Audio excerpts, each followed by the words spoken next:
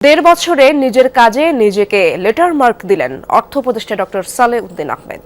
জানালেন, অর্থনৈতিক ধস ঠেকাতে পারাই তার তৃপ্তি, তবে অনেক কিছু করতে না পারায় রয়েছে অস্বস্তিও।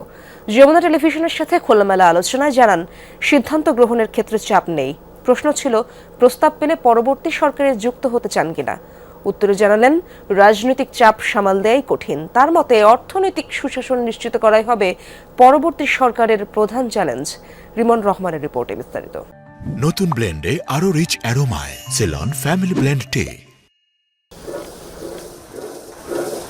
বাজারে এখনো অস্বস্তি, আয়ের তুলনায় বেশি হচ্ছে ব্যয়, দারিদ্র্য, বৈষম্য সূচকও ঊর্ধ্বমুখী। বিনিয়োগের পালে হাওয়া নেই, বাড়ছে না কর্মসংস্থানের সুযোগ।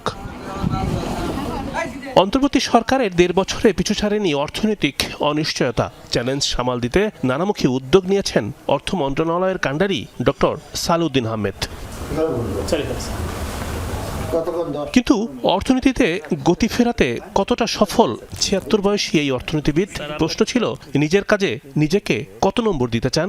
১০০-র মধ্যে নিজেকে দিলেন লেটার মার্ক। ম্যাক্সিমাম ৭০ থেকে ৮০, এটা আমি মনে করি আমার লিমিটেশন, আমার ইসের মধ্যে, অ্যাচিভমেন্টের মধ্যে ৮০ পাওয়ার মনে হয়। আমি কান্ট্রিটা এগোচ্ছিল, তো হঠাৎ করে থমকে গেলো, বরং নিচের দিকে যাচ্ছিল আর কি, সেটাকে আমরা হল্ড করতে পেরেছি।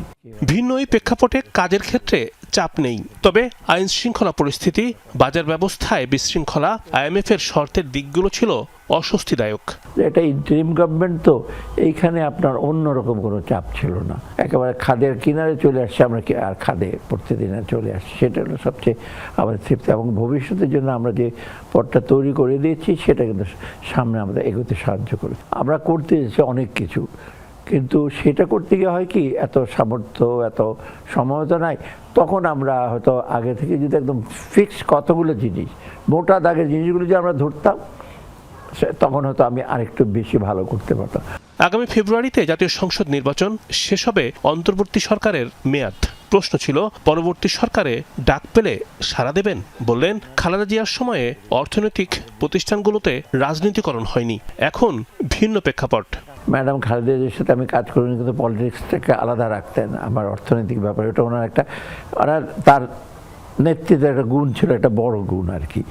অতএব আমি মনে করি যে ওই একটা চাপ থাকবে পলিটিক্যাল গভর্নমেন্ট, এবং যিনি প্রধান হবেন তিনি ছাড়া অন্যরা তো আছে, তারাও নানা রকমভাবে, সেটা আমি হয়তো সামাল দেওয়ার জন্য ডিফিকাল্ট হবে।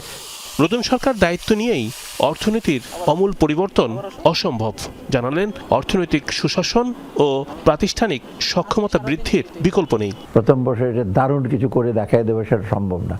যাদের এখন তাদের যেটা করতে হবে, আমরা যেটা করেছি সেটাকে কনসলিডেট করা। রিমন রহমান, যমুনা নিউজ, ঢাকা।